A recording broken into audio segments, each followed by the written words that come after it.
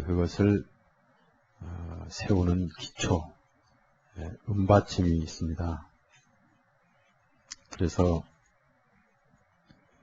이 성막을 세우는 기초가 은받침입니다. 그래서 먼저 은받침에 대해서 묵상을 하고, 그 다음에 그 위에 세워진 판에 대해서 또 묵상을 하고, 시간이 나면은 또 계속해서 성막에 대해 공부를 하겠는데,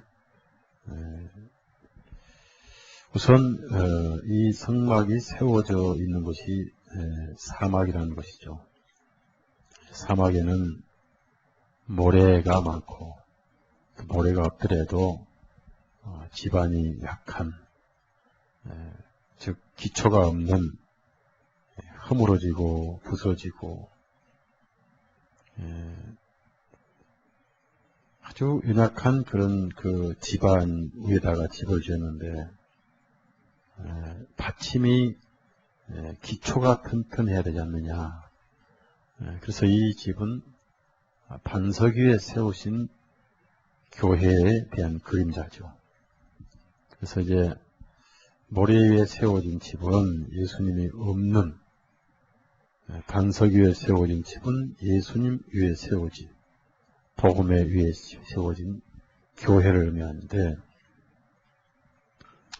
항상 은은 속전을 의미합니다.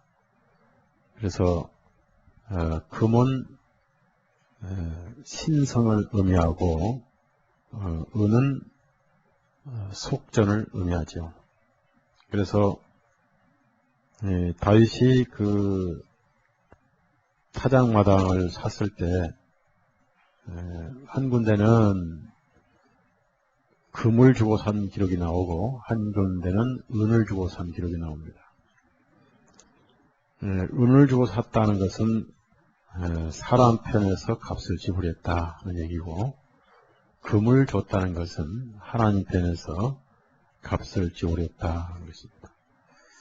그래서 이 은받침이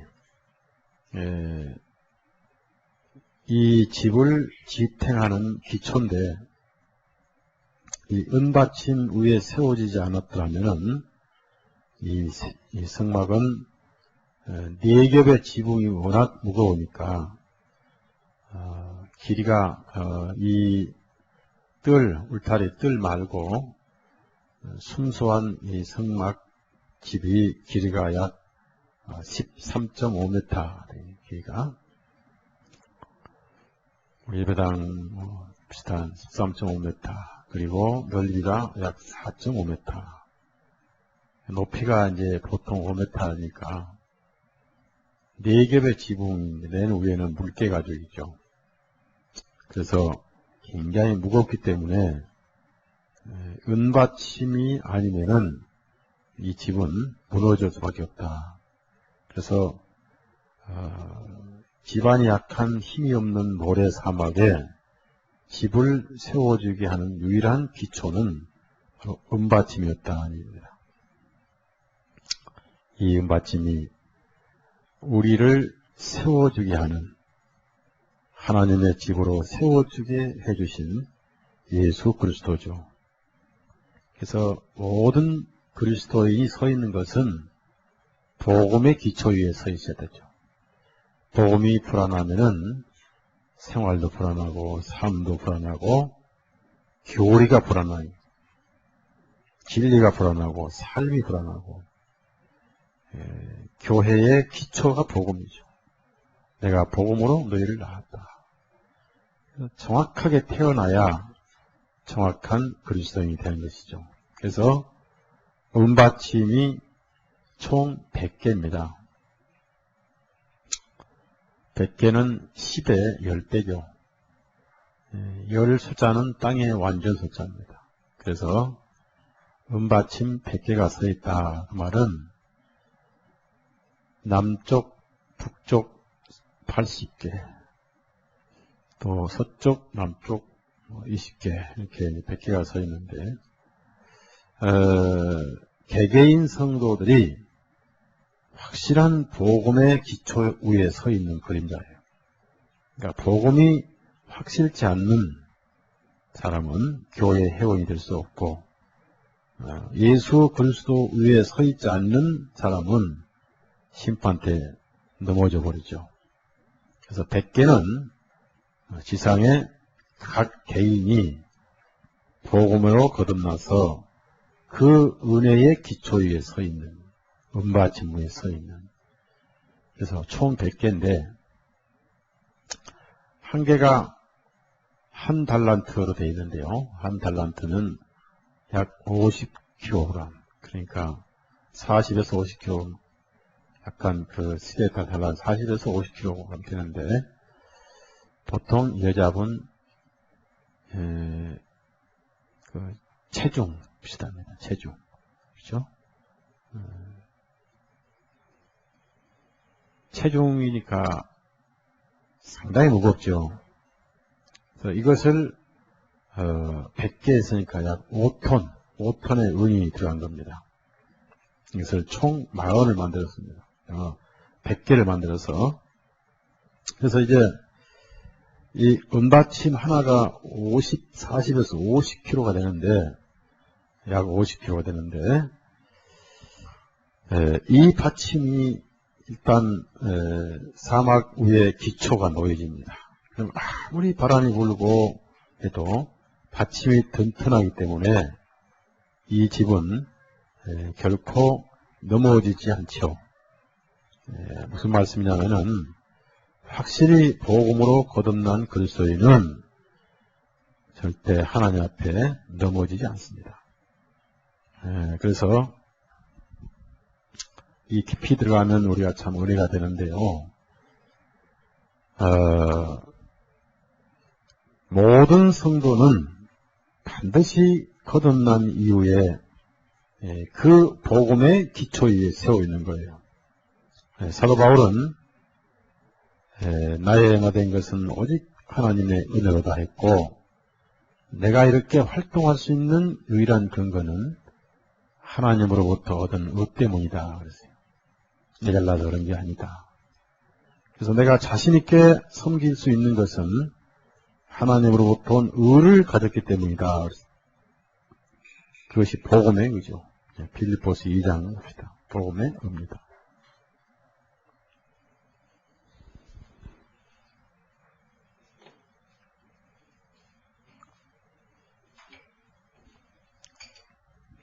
그래서 복음이 불안한 사람은 조금만 바람이 불어도 흔들리고 넘어지고, 또 50kg가 아니고 한 10kg짜리 은받침에 세운 사람은 늘 요즘 날씨처럼 변덕이 심해요.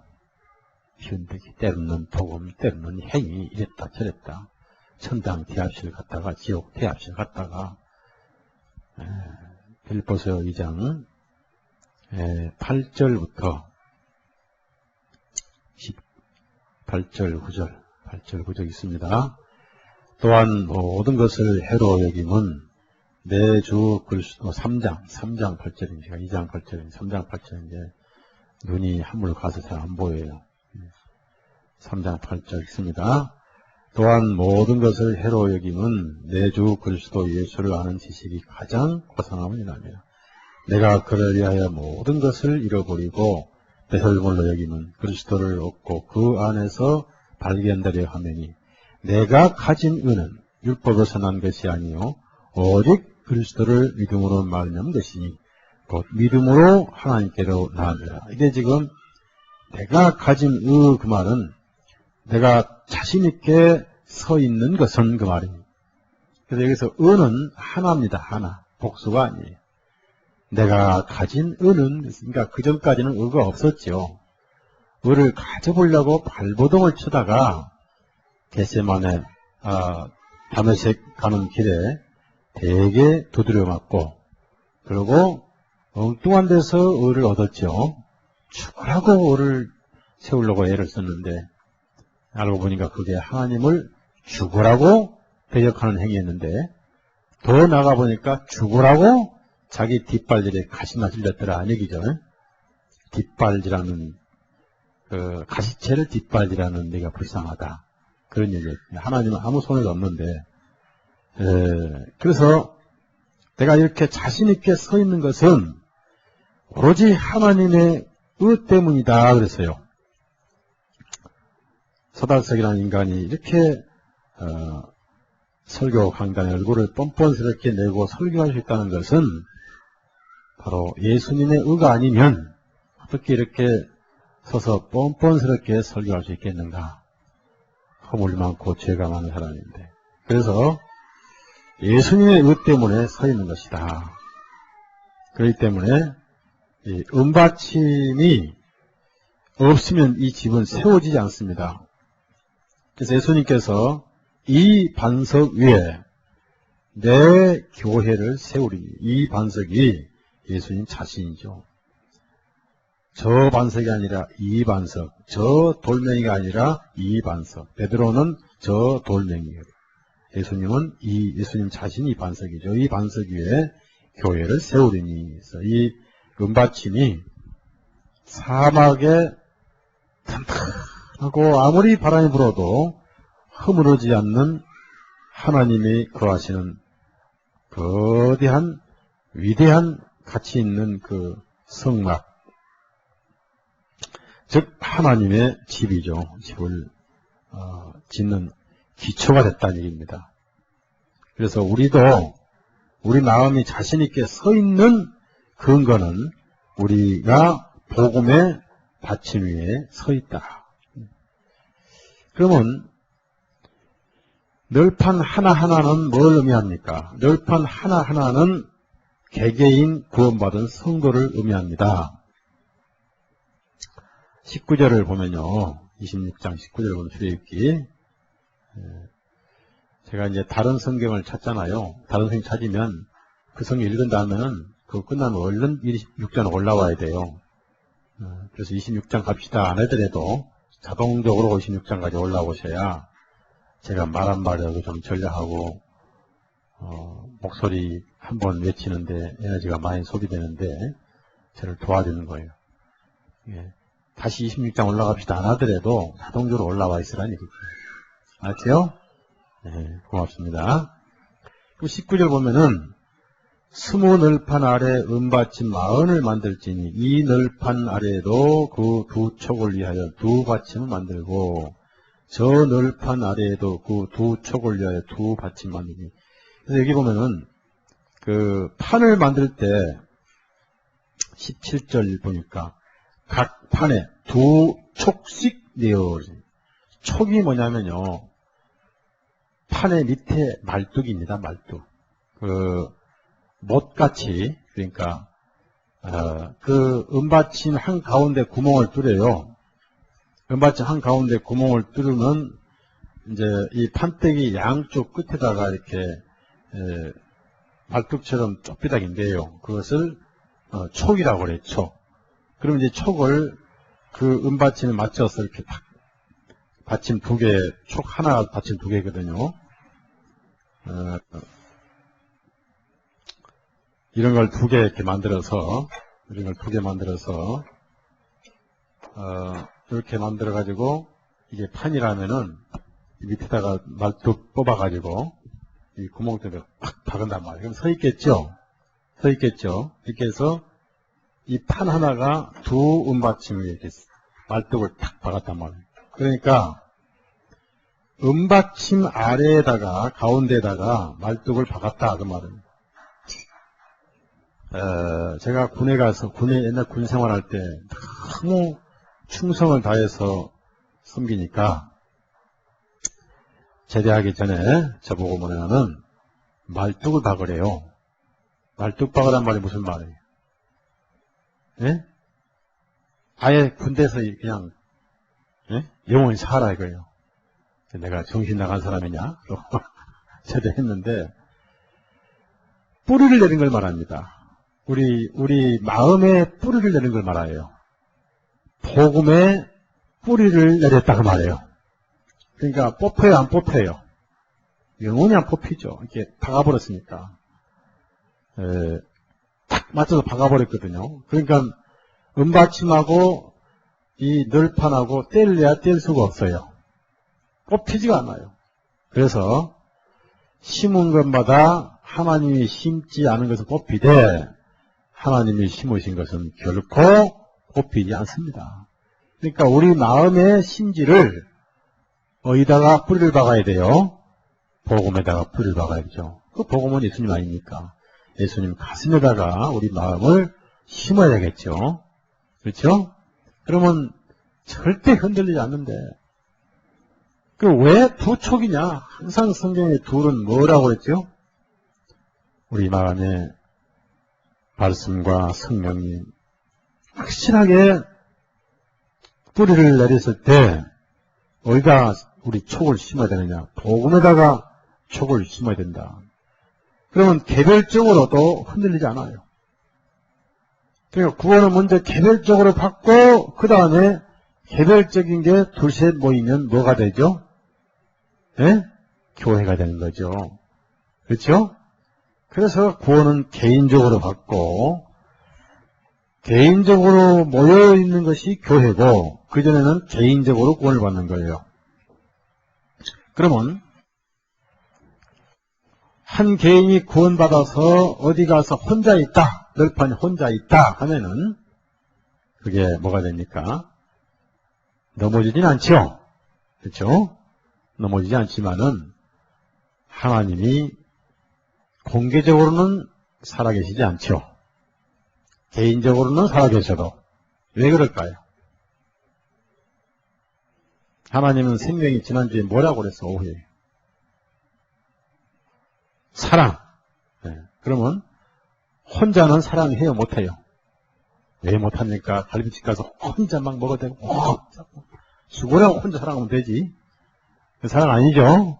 그러니까 혼자가 있으면 하나님이 외적으로는 살아계실 수가 없다는 얘기예요. 하나님은 사랑이니까 두세 명이 있어야 사랑할 거 아니에요? 그래서 교회는 가정에서부터 시작된다. 가정에서부터.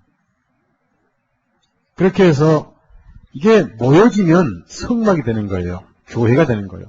공개적으로 살아계신 하나님의 집이 되는 겁니다. 그렇다고 해서 혼자 있다고 해서 넘어지느냐? 절대 안 넘어져요. 예, 두 촉에 은받침 둘에 탁 박혀있기 때문에.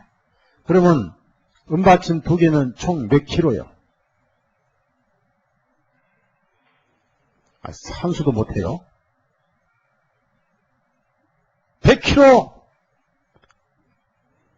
100kg면 2만기, 2만기는 더 많고, 황호동이? 하여튼, 어마어마한 무게 위에 내가 판때기가 서 있으니까, 아무리 바람이 불어도 100kg가 버티고 있다고, 양쪽에 탁 판때. 그러니까, 일단 구원받으면, 구원을 잃어요, 안 잃어요? 근데 이거 이제, 누가 잘못해가지고 교회를 떠나면은 구원을 잃어버린다. 가르침이 있었죠. 구원은 안 잃어버려요. 그러나 그 안에 예수님 계시니까 살아계신데 생명이 활동이 안 되죠. 사랑할 대상이 있어야 사랑하지. 예? 서로 사랑하라 속에는 대상이 뭐만 포함되어 있어요. 형제, 자녀만 포함되어 있는 거예요.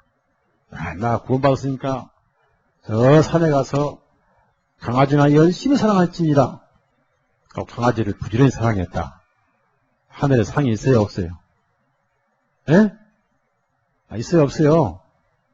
하나도 없죠. 누가 강아지 사랑을 했어? 서로 사랑하라. 그래서 아무리 복음이 확실하다 하고 100kg 복음이 버텨준다 하더라도 혼자 있어야 돼요. 같이 있어야 돼요.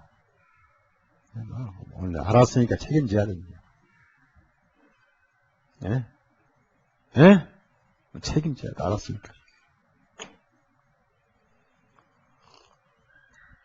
자, 그런데 이렇게 해서 총 5톤의 은받침이 판 하나하나에 은받침이 100개가 버티고 있어가지고 드디어 기초가 튼튼합니다. 어떤 집을 짓더라도 기초가 튼튼해야 됩니다. 여러분이 안산이나 시흥에 아파트를 지을 때 보셨죠? 이 목동도 늪지대 아파트 질 때는 세멘트 기둥을 수십 개를 박읍니다. 그 위에다가 또 콘크리트를 수십 개 두껍게 하더라고. 그래가지고 아파트를 짓더라고요. 기초가 튼튼해야 돼. 그래야 그 집이 절대 허물어지지 않습니다.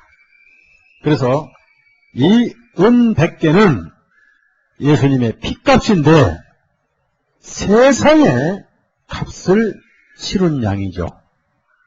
자, 열은 지상에 무슨 수라고 그랬죠?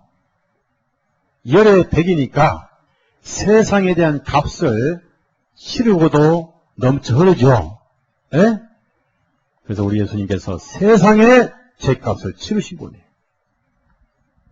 요한복음 1장 29절에 보라, 세상 죄를 지시고 가져가신 하나님의 어린 양이로다. 이렇게 해서 은받침이 탁 우선 든든하잖아요. 비가 오나 눈이 오나 흔들리지 않는 내 구원이잖아요. 그렇죠? 네, 내 안에 비가 오든 눈이 오든 흔들리지 않는 내 복음이. 예수님 보혈로 값을 치러버렸어요. 확실히 예수님 보혈로 세상 값을 치러버렸다는 얘기죠. 그래서 사도 바울이 정확하게 베드로가 표현을 했지요. 베드로 전서, 베드로가 보낸 첫 번째 편지. 베드로의 편지는 베드로의 영이고 베드로의 영은 주님의 영이죠. 그 영은 또한 주님의 말씀입니다. 영이나 말씀이나 생명은 같은 거예요. 베드로전서 1장 18절 19절 18절 19절 같이 읽겠습니다. 너희가 알거니와 너희 조상이 유전한 망령된 행실에서 구속된 것은 은이나 금같이 없을 것으로 한 것이 아니요 오직 흠없고 점없는 어린 양 같은 그리스도의 보배로운 피로 한 것이다. 그래서 항상 속자란 것은 값을 주고 건졌다는 얘기예요. 값을 주고 샀다. 속자. 아주 은혜스러운 말씀이죠. 자, 이렇게 해서 기초가 값이 지불됐고, 그러면 땅은 뭐고 흙은 뭐냐? 사망이죠. 사망에 속해 있는 자가 은받침 우에 있기 때문에 사망과는 상관이 없죠. 더 이상 사망에 속할 수가 없어요. 우리는 현재 사망에 속한 게 아니라 생명에 속해 있지요. 자, 그래서 이 은받침은 무엇으로 만들었냐면은 생명의 속전을 모아가지고 만들었다는 얘기죠. 출애굽기 38장. 생명의 속전. 그러니까 이것을 속전세라고 해요. 속전세.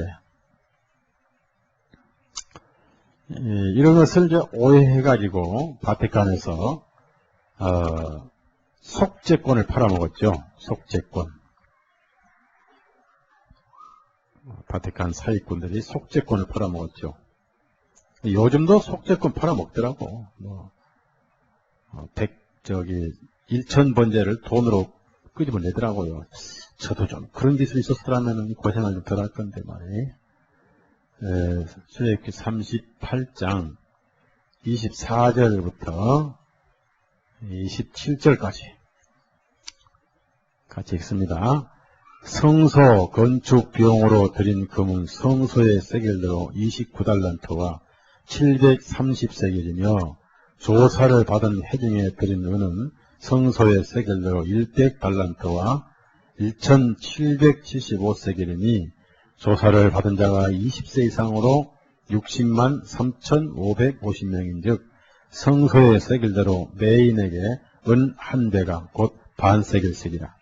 은 100달란트로 성소의 판 받침과 문장, 기둥 받침 합 100을 부어 만들었으니 매 받침에 한 달란트씩 합 100달란트. 그러니까 하나에 한 달란트 100달란트. 그러니까 100개. 약 50kg 되죠. 계산법이 좀 다릅니다만 보통 한 40, 50kg인데 시대마다 다르더라고요. 근데 50kg 잡으면 좋겠어요. 어마어마하죠.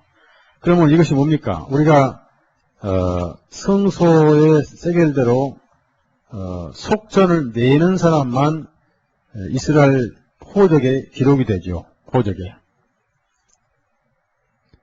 출애굽기 30장 30장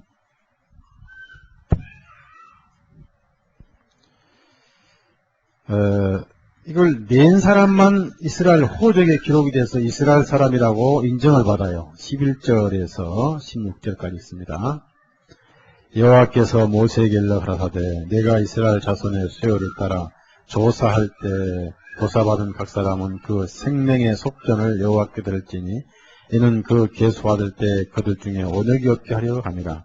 무릇 계수 중에 드는 자마다 성소의 세겔대로 반 세겔을 낼지니 한 세겔은 20개라라. 그 반 세겔을 여호와께 드릴지며 무릇 계수 중에 드는 자 곧 20세 이상 된 자가 여호와께 드리되 너희의 생명을 속하기 위하여 여호와께 드릴 때 부자라고 반 세겔에서 더 내지 말고 가난한 자라고 덜 내지 말지며 너는 이스라엘 자손에게 속전을 취하여 행하게 봉사했으라. 이것이 여호와 앞에서 이스라엘 자손의 기념이 되어 너희의 생명을 속하리라. 부자라고 더 내도 안 돼. 가난하다고 덜 낼 수 없어. 죄는 똑같지요. 네? 부자고 똑같은 죄인이고 가난은 똑같은 죄인이고 속전을 낸 사람만 이스라엘의 회중의 명부에 기록이 됩니다. 나중에 다윗은 속전을 안 받고 이스라엘 백성의 숫자를 세다가 그 나라 민중 백성이 7만 명이 심판받아 버리는 고통을 당했습니다. 결국 그 못 낸 것을 다시 내고 타작마당을 사서 번제를 드렸었죠. 이것은 뭡니까? 확실히 예수님의 보혈에 의해서 거듭난 사람만 하나님의 교회 회원이 된다는 얘기예요. 그래서 우리를 뭘로 샀어요? 하나님의 피로 사셨다. 피로. 자, 사도행전 20장 찾아보세요. 귀한 생명으로 우리를 사셨다. 사도행전 20장 28절 봅시다. 28절 읽습니다. 시작.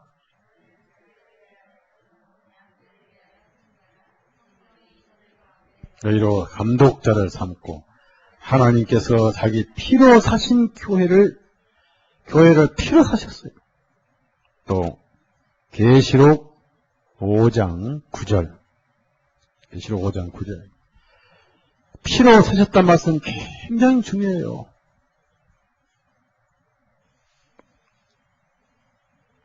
피로 사서 9절 새 노래를 노래하여 가로되 책을 가지시고 그 인봉을 떼기에 합당하시도다. 일찍 죽임을 당하사 각 족속과 방언과 백성과 나라 가운데서 사람들을 피로 사서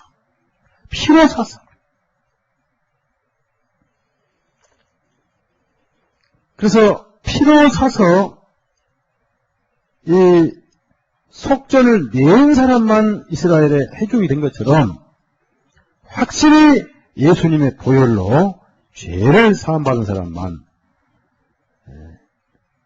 교회의 회중이 될 수 있다. 그래서 거듭난 사람은 한 사람도 은받침 위에 서 있지 않는 사람이 없다는 것입니다.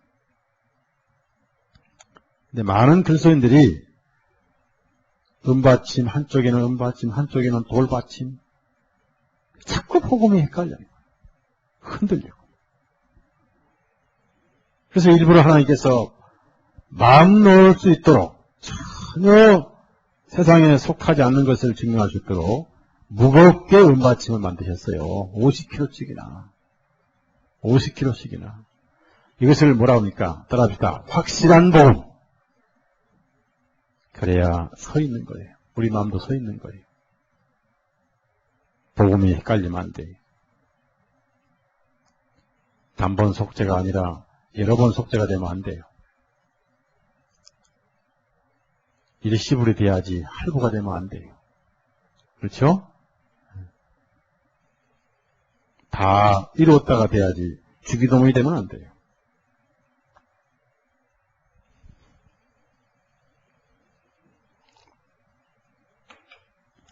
아니 분명히 골로새서에 장부도 치워버렸다고 했는데 한 사람이라도 받을 게 있으면 누가 그 장부를 치웁니까? 네? 더 이상 받을 빚이 없는데 그거 치워버리지 몰라 가지고 다니 장부를 치웠다고 그랬잖아요.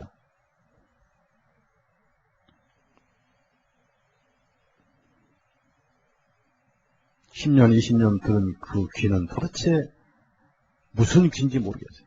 그런 귀는 칼로 째가지고 수술해서, 네? 자, 이렇게 해서 은받침이 직사각형 길로 착 먼저 놓여집니다.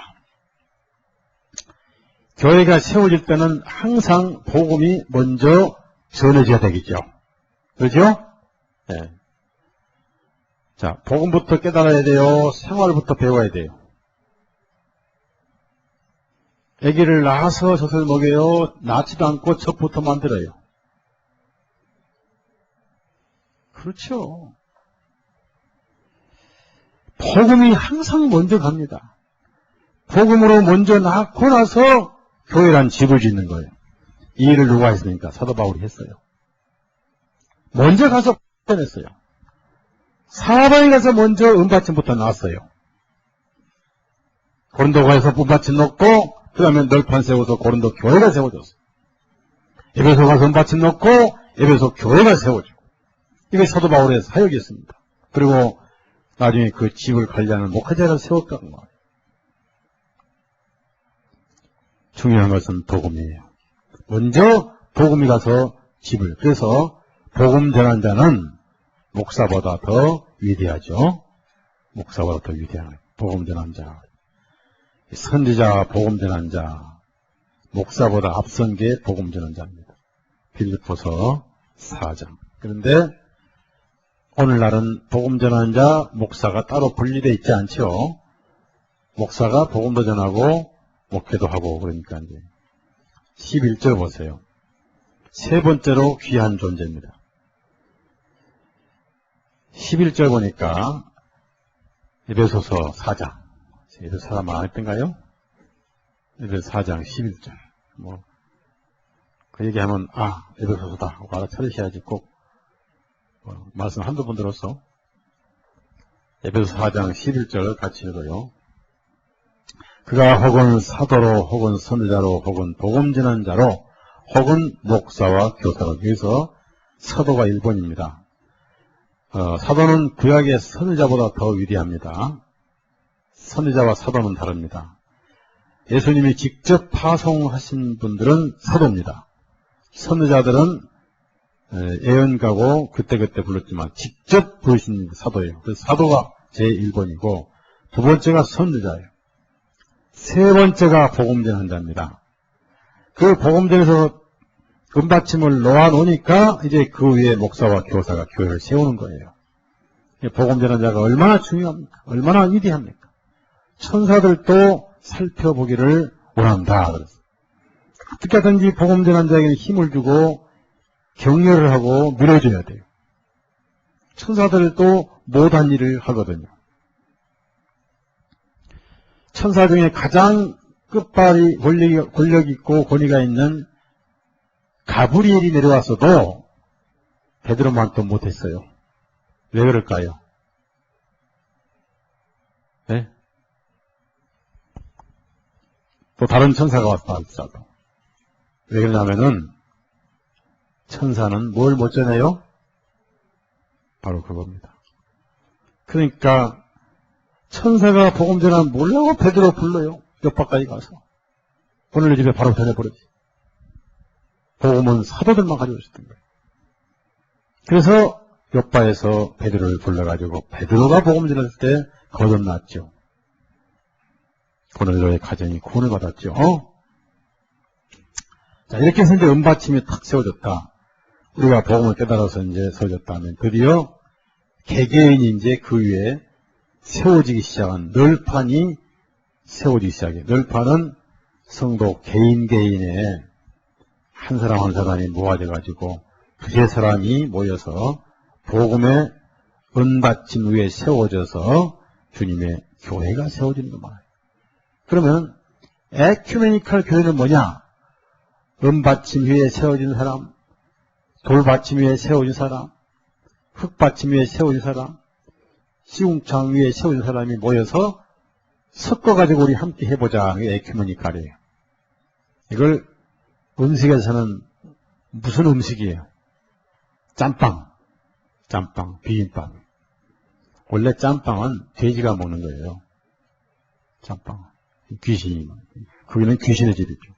여기는 전부 은받침에서 확실히 거듭난 사람만 세워진 주님의 성막이에요. 그래서 교회 안에 섞인 무리가 있으면은 문제가 있다는 얘기죠.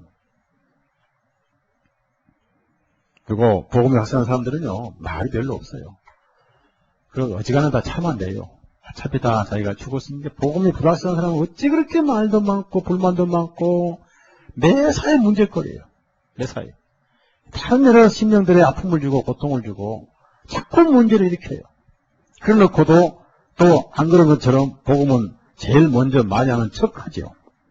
근데 그 열매를 보면 그게 아니더라니.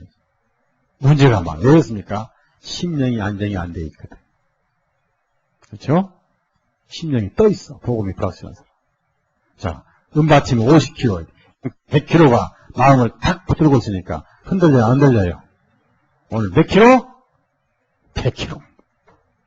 이거 마시면 돼. 야, 내 마음을 100kg가 붙들고 있구나. 내가 왜 흔들려? 왜 마음이 자꾸 요동하고 흔들리고 불안하고 파도처럼 불안합니까? 복음이 불확실하니까. 그런 사람이 모임에 있으면 그 모임이 문제가 많지요. 조용한 우물에 미꾸라지 한 마리 다니면서 여기 가서 시궁창 툭, 제가 시궁창 툭 해가지고 그 맑은 붕어 눈을 다 흐리게 만들었거든요. 붕어 물고기 눈을 흘려. 그게 미꾸라지 같다니. 그래서 복음이 깨달은 사람만 모임에 와야 된다. 먼저 깨닫고 교제에 들어와야 된다는 것입니다. 자, 그러면 이제 이렇게 복음이 세워졌으면 이 기초가 누굽니까? 예수님이죠. 세상에 죄값을 지불하신 예수님이죠. 자, 구약성경 11기상 5장, 11기상 5장. 항상 중요한 것은 기초가 중요해요. 기초벌. 반석 5장 17절입니다. 예수님이죠. 있습니다. 이에 왕이 영을 내려 크고 귀한 돌을 떠다가 다듬어서 전에 기초석으로 놓게 한 기초석. 그래서 여기서 이제 이 기초석, 초자 빼고 달자 붙으면 달서이가 되고, 기초석에다가 이자만 붙이면 인천에 누가 돼? 예수님은 흉내를 내면 안 된단 말이에요. 자, 이사야 29장, 28장, 이사야 28장. 예수님이 기초돌이에요. 16절입니다. 16절. 같이 읽어요. 그러므로 주 여호와께서 가라사대 보라 내가 한 돌을 시온에 두고 기초를 삼았노라. 곧 시험한 돌이요 귀하고 견고한 기초돌이라. 그것을 믿는 자는 급절하게 되지 아니하리로다. 이런 의미입니다. 우리는 절대로 급절되지 않습니다. 자, 이제 이렇게 확실한 100kg의 은받침 위에 세워진 널판은 과연 누구냐? 우리 개개인을 의미하죠. 우선 이 널판이 무슨 나무냐? 조각목이다 그 말이에요. 출애굽기 26장 15절 보니까 원재료가 조각목이에요. 뭡니까? 세상에 볼품없는 나무 중에 하나가 조각목입니다.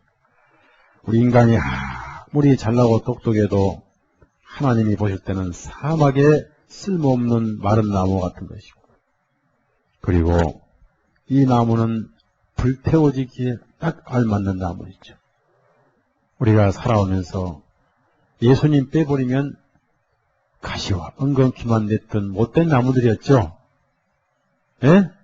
왜 고개를 안 끄덕이세요?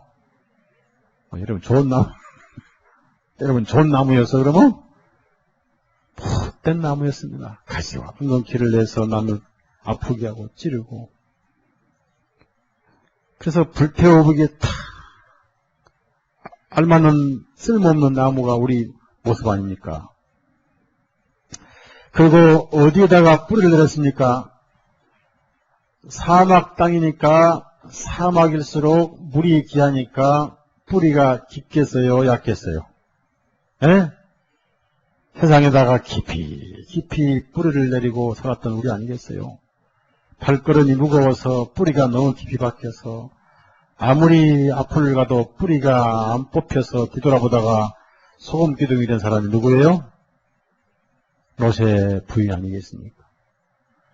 세상에 마음이 깊이 박히면요 힘들어요. 사막에다가 깊이 뿌리를 내리고 저 깊이 있는 물을 빨아먹는 이 아카시아 나무, 시딤나무. 어느 날 하나님의 집이 지어지기 위해서 도끼로 잘려졌습니다. 이 성경은 말씀을 도끼라고 해요.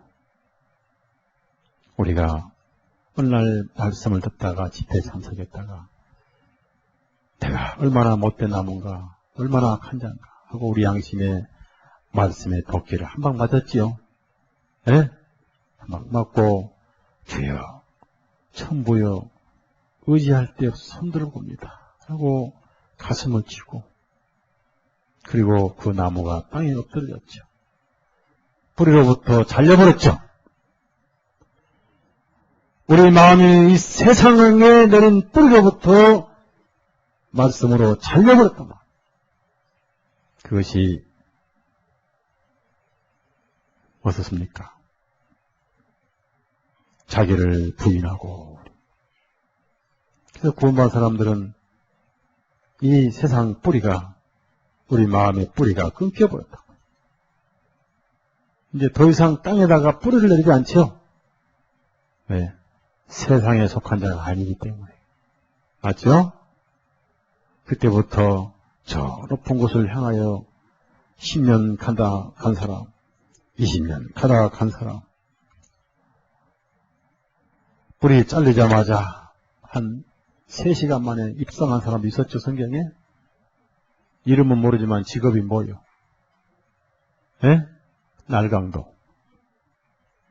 그래도 갔어요.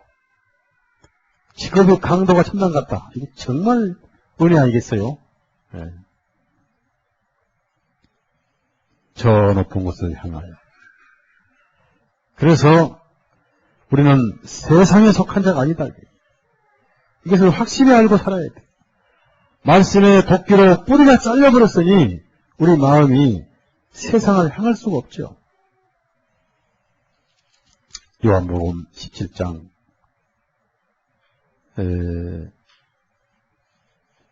17장 분명히 예수님께서 선언하셨어요. 16절입니다. 16절.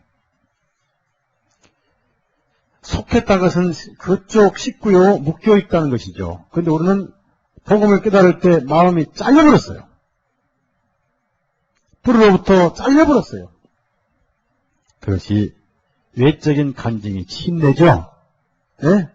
침례가 거듭날 때 잘린 것을 외적으로 잘렸습니다라고 받은 게 침례예요. 그걸 침례신앙이라고 그래요. 자, 16절 같이 읽습니다. 내가 세상에 속하지 아니한 같이 저희도 세상에 속하지. 하나님 어디 있습니까? 하늘에 속한 거 아니에요? 네? 그래서 예수님 나라는 세상에 속하지 않다라고 빌라도에게 선언을 하셨습니다. 그렇게 해서 이제 일단 우리가 말씀의 도끼로 잘려서 내 자아도 죽고 옛사람도 죽고 세상사람도 죽고 못된 나무지만 그래도 하나님께서 쓰시기 위해서 늘판으로 다듬어지는 거예요.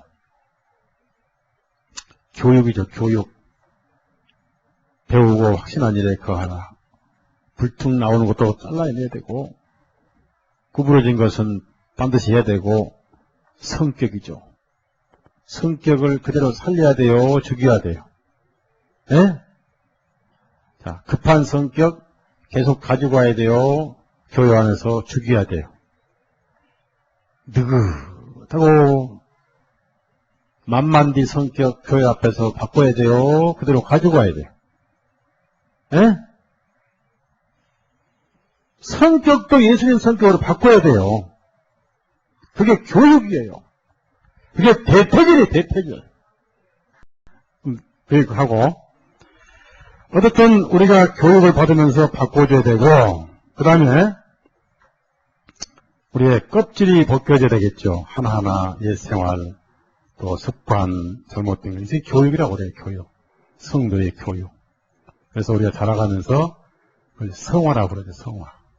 근데 이게 성화가 빨리 되신 분도 있고 천천히 되신 분도 있어요.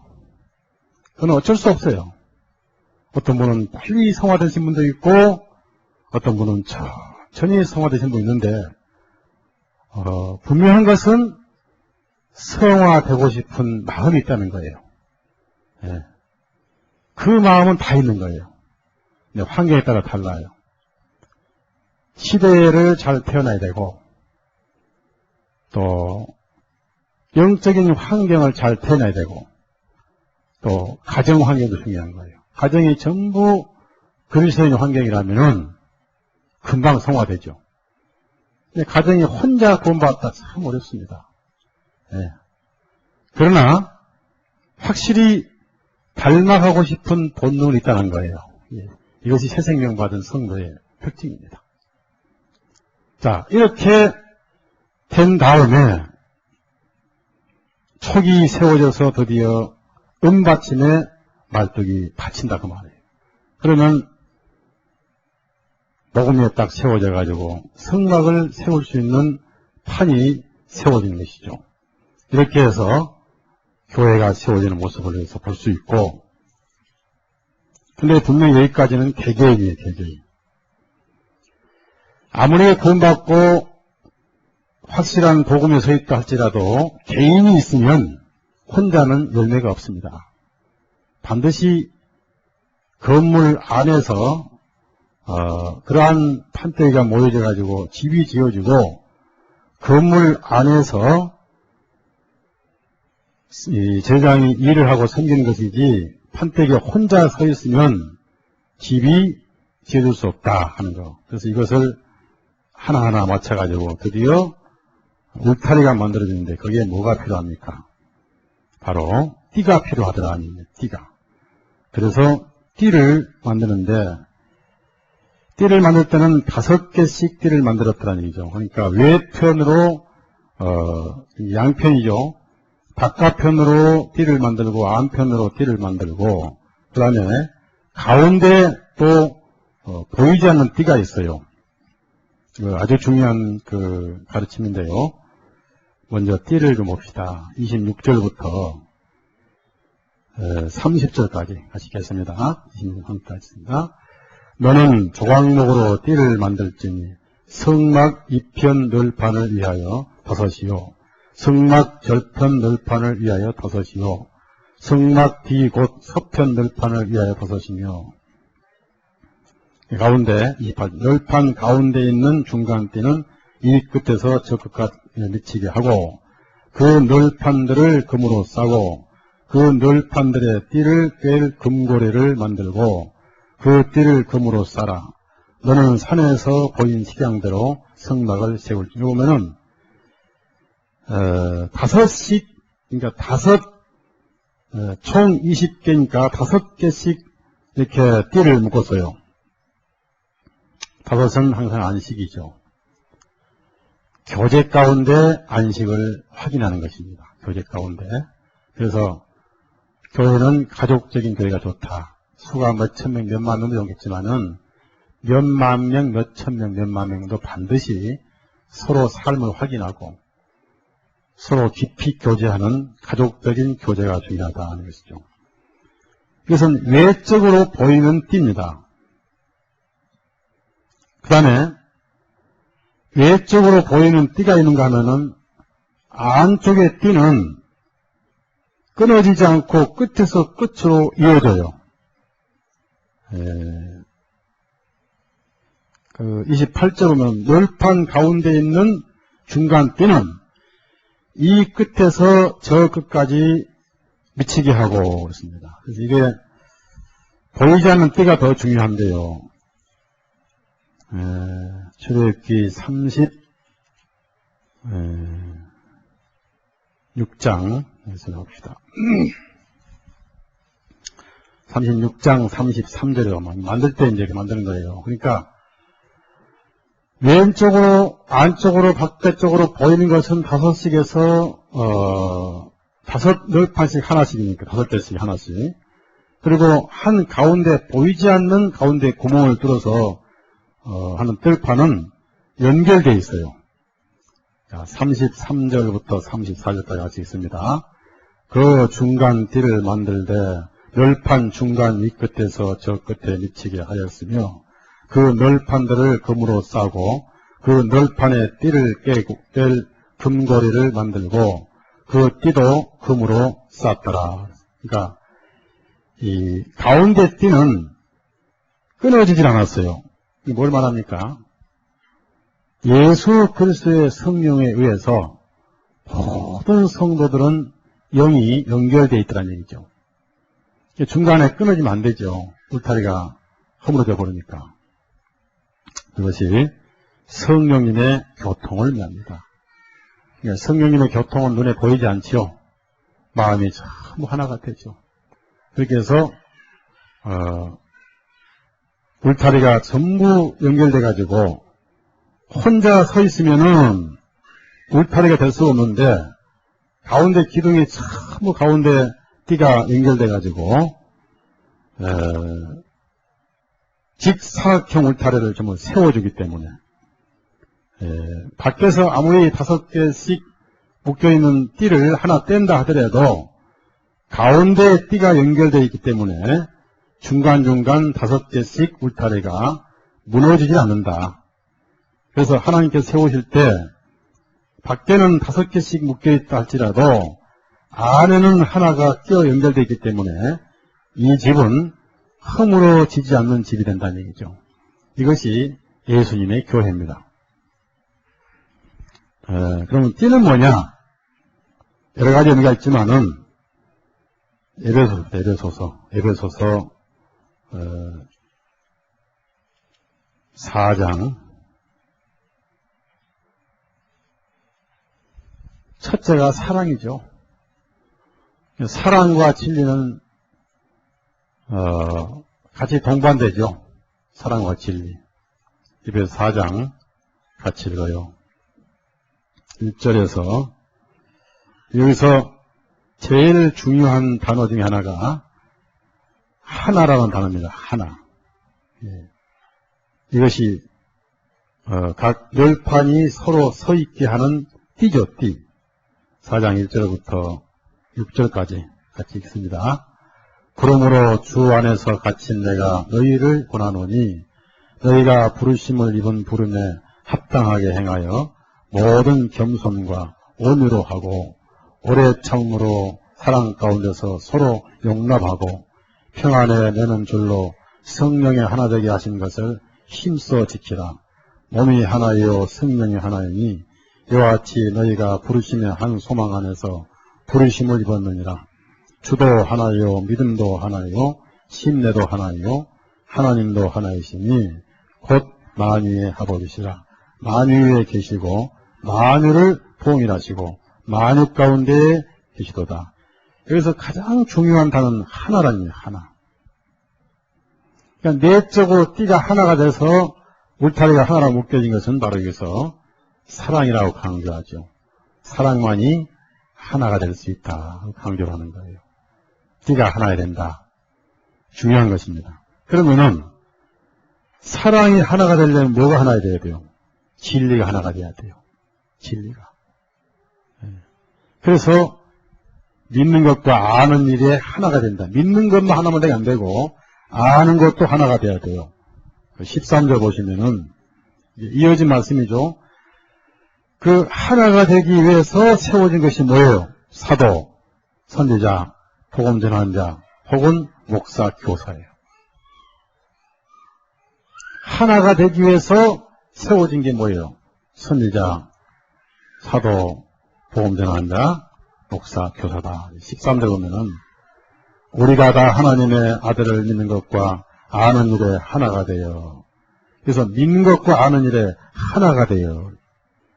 그래서 이 띠는 뭡니까? 띠는 완전히 하나가 되는 겁니다. 묶어준 거예요, 서로. 서로 묶어져서 하나가 됐을 때 그 집은 허물어지지 않고 거기에 하나님이 사시는 집이 된다는 거예요. 근데 이 시대에는 하나가 안 되더라고. 정말 힘들더라고. 몇십 년 동안 하나 하라는 말을 그렇게 많이 외쳐왔지만은 어렵더라고. 왜 안 되느냐 하면은 중요한 것은 깎아지지 않았더라는 얘기예요. 깎아지기 힘들더라는 얘기예요. 동일한 모습으로 깎아져야 되는데 그게 쉽지 않더라고요. 그래서 띠가 들어가다가 막혀버리고 또 한쪽은 뜨고 한쪽은 들어가고 이것이 말씀으로 교육이 돼야 되고 훈련이 돼야 되고 그렇게 해서 이 가르침은 판들이 다 똑같이 비슷비슷하게 만들어져야 된다. 그래서 띠가 5판을 똑같이 이쪽 안쪽에서 붙고 가운데 구멍을 뚫어서 처음부터 끝까지 연결이 되고 이렇게 해서 하나가 돼야만이 교회가 되는 거예요. 그동안 우리 교회는 하나가 안 되는 게 많이 보였어요. 그러면서 껐다가면 그건 목사에다 핑계 대죠. 목사를 해봐야 돼요. 우리 교회처럼 쉽게 편안해진 데도 없어, 대한민국. 내가 다 가져봤지만. 근데 다녀보면은 어디 여기 말고 더 편하게 할 수 있는 게 있지만은 손에 꼽을 정도예요. 알아요, 그걸. 알기 때문에 성경대로 가보려고 했는데 그걸 몰라요. 가보지 않고는 모르는 거예요. 어쨌든 하나가 돼야 돼요. 그래야만 이 판이 서 있고 띠를 둘러서 띠가 전부 하나로 묶여진 다음에 위에 성막이 덮여졌더라는 얘기입니다. 마지막으로 우리가 배울 게 하나 있는데 뭐냐면은 이렇게 쓸모없는 우리 인간, 옛 죄성이 깎여지고 은받침에 세워지기 전에 중요한 사실 하나 있어요. 그게 뭐냐면은 그 판에 금으로 쌓더라 하는 얘기입니다. 아주 중요한 말씀입니다. 그 판을 금으로 쌓더라. 자, 26절, 26절. 굉장히 중요한 말씀이에요. 하나님께서 만드실 때 전부 복음의 의미를 감추신 거예요. 우리가 얼른 볼 때는 왜 이렇게 복잡하게 쓰셨는가? 하지만 그 깊이 들어가면 전부 그 속에 복음의 의미가 들어있어요. 이 9절 같이 읽습니다.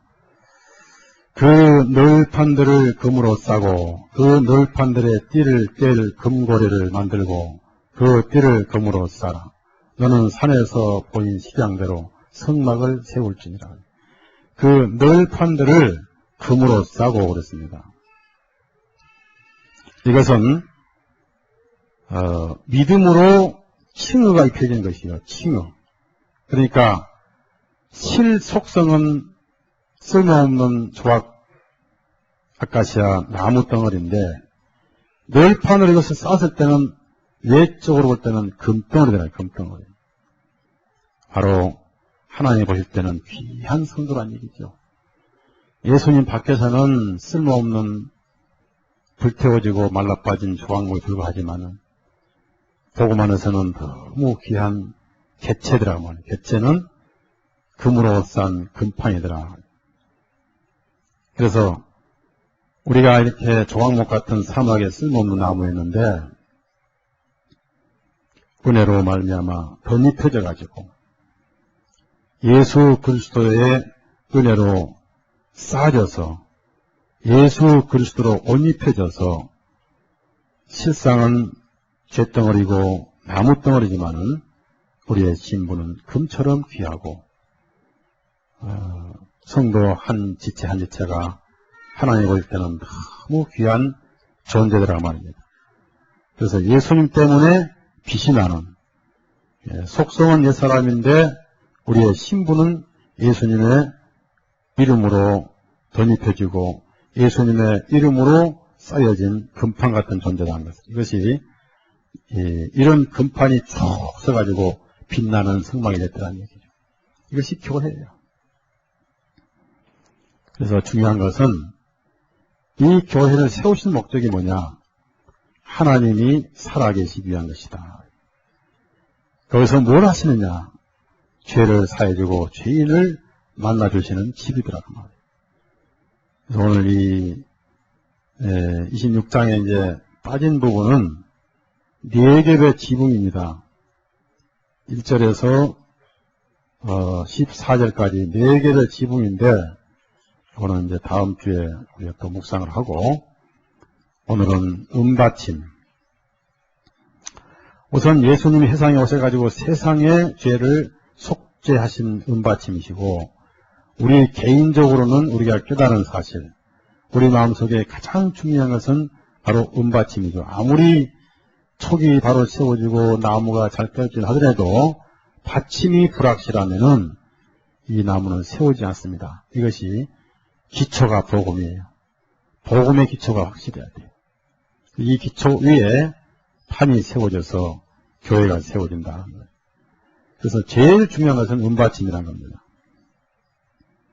재밌는 것은 널판은 나무로 만들어서 금으로 쌌지만은 겉보기는 금인데 은은 속에 나무가 없이 완전한 은이죠. 이스라엘 백성이 바친 쇠개를 가지고 녹여서 은받침을 만들었습니다. 그래서 금이 더 귀하고 은이 더 천하지만은 세워진 금판도 사실은 은받침이 세웠다는 거.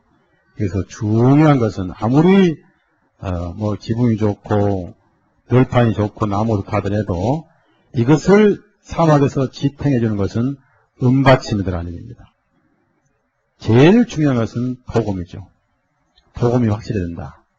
복음이 불확실한 개인, 복음이 불확실한 교회는 언제든지 허물어지고 흔들릴 수밖에 없는 것이다. 그래서 우리가 죽으라고 복음을 중점으로 외치다 보니까 그 교회를 무슨 교회라고 그래요? 예? 복음교회라고 하네요. 복음교회. 그래서 복음교회다 하는 거예요. 복음밖에 없어요. 복음을 전한 다음에 그 기초에 뭐가 있는 것이지 기초가 허물어지면 다 필요 없다는 거. 그리고 두 번째 우리 여기서 꼭 기억해야 할 것은 아무리 이 복음이 확실한 판침 위에 서 있는 널판이 하더라도 띠가 아니면은 개별적으로 흩어질 수밖에 없다는 겁니다. 그래서 띠가 서로를 묶어주는 것이다. 우리 허리띠 마냥 울타리띠라고 그러죠. 이 띠는 두 가지인데 보이는 외적인 띠가 있고 보이지 않는 내적인 띠가 있다. 외적인 띠는 다섯씩 이렇게 있고 내적인 띠는 쭉 연결되어 있는데 왜 다섯씩이냐면 다섯은 안식일 뿐 아니라 교제란 것은 서로를 깊이 알면서 생활 속에서 하는 교제를 진정한 교제라고 그래요. 그러니까 모임에 와가지고 얼굴 보고 헤어진 것은 교제가 아니죠. 그 성도의 아픔, 성도의 즐거움, 이것을 같이 나누는 것을 교제라고 그래요. 그래서 교회는 가정이죠, 가정.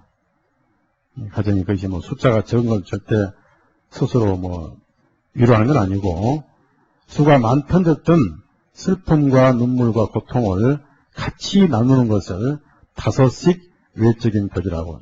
내적인 교제는 영이 같아야죠. 한 영이죠, 한 영. 한 주님, 한 하나님. 그래서 성령님에 의해서 모든 성도가 마음이 하나가 되고 영이 하나가 돼야 그 교회가 든든하다는 얘기죠. 어느 시대고 교회가 깨지고 풀린 것은 결국 마음이 하나가 안 됐을 때 그렇다는 얘기죠. 그래서 사도행전부터 보면 한 마음 하나를 많이 강조를 했는데, 특히 사도 바울은 각 지역교회 다니면서 지체들이 마음이 하나가 안 된 걸 여러 번 확인했기 때문에 하나 되라는 얘기를 가는 곳마다 강조를 했더라고요. 로마서 15장 5절 6절 봅시다. 15장 5절 6절 같이 읽습니다. 이제 인내와 안위의 하나님이 저희로 그리스도 예수를 본받아 서로 뜻이 같게 하여 주사 한 마음과 한 입으로 하나님 곧 우리 주 예수 그리스도의 아버지께 영광을 돌리게 하려 하노라. 그래서 한 마음 한 뜻, 이것이 서로 묶어지는 띠. 빌립보서 2장을 더 봅시다. 한 마음, 뜻이 하나. 2장 1절부터 이것이 서로 묶어주는 진정한 교제. 이것이 성경에 말씀하는 교회. 그 안에 하나님이 살아계시죠. 1절에서 4절 같이 읽습니다. 그러므로 그리스도 안에 무슨 권면이나 사랑에 무슨 위로나 성령에 무슨 교제나 긍휼이나 자비가 있거든 마음을 같이하여 같은 사랑을 가지고 뜻을 합하여 한 마음을 품어 아무 일이든지 다툼이나 허용으로 하지 말고 오직 겸손한 마음으로 각각 자기보다 남을 낫게 여기고 각각 자기 일을 돌아볼 뿐더러 또한 각각 다른 사람들의 일을 돌아보아 나의 기쁨을 충만케 하라. 그래서 사도 바울의 부탁은 마음을 같이하여 뭐든지 한 마음이 되어야 된다. 그래서 교회가 서 있는 힘은 밑에 은받침이 힘이지만은 그것을 묶어주는 것은 바로 띠들이라는 얘기입니다. 띠. 그 띠는 두 가지인데 하나는 진리의 허리띠입니다. 자, 에베소서 6장 봅시다. 그러니까 진리가 틀리면 사랑이 될 수가 없어요. 영이 다른데 하나가 될 수 없죠. 서로 진리 가지고 서로 토론해서 네가 옳거니 내가 옳거니 우리가 오면 싸움이 되는 거죠. 뭐 부활이 있니 없니, 천당이 있니 없니, 뭐 죄가 단번 속죄니 뭐 중간 속죄니 이런 것들이 하나가 되질 않지요. 그래서 먼저 진리가 하나가 돼야 돼. 진리가. 14절 그런즉 서서 진리로 너희 허리띠를 띠고 의의 흉배를 붙이고. 진리가 하나가 되는데 그 참된 가르친 닥트린이라고 그래요. 그것이 하나가 됐을 때 그 진리를 토대로 두 번째 띠는 사랑이죠. 사랑은 무조건 묶어줍니다. 그래서 성경의 원리가 그러니까 그렇다고 해서 뭐 이 성경대로 100% 한 사람 누가 있어요? 살자고 애쓰고 살자고 외치다 가는 것이지 목사라고 100% 살다 간 사람 나부터 없어요.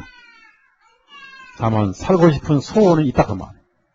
소원하다 가는 거지 뭐 누가 살았다고 자신있게 큰 소리 칩니까? 예? 누구는 듣자 하니까 뭐 한국에서 내가 너무 깊어가지고 나하고 교제할 목사가 없단 말도 뭐 누가 하긴 합니다만은 저는 그런 자신은 없어요. 항상 모자라요.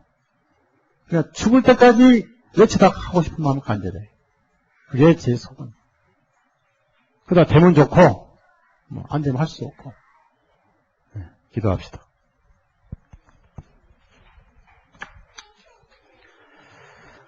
거룩하신 주님 감사합니다. 오늘 또 성막 속에 감추어진 진리를 통해서 하나님의 오묘한 뜻을 밝혀주시고 또 신약을 통해서 그 진리를 주 예수님 친히 밝히시고 또 증거하시고 또 오늘 우리에게도 우리가 서 있는 근거는 바로 은받침이란 사실, 확실한 복음 위에 서 있기 때문에 하나님 앞에 얼굴을 들 수 있고 확실한 복음이 있는 교회가 참된 교회인 줄로 압니다.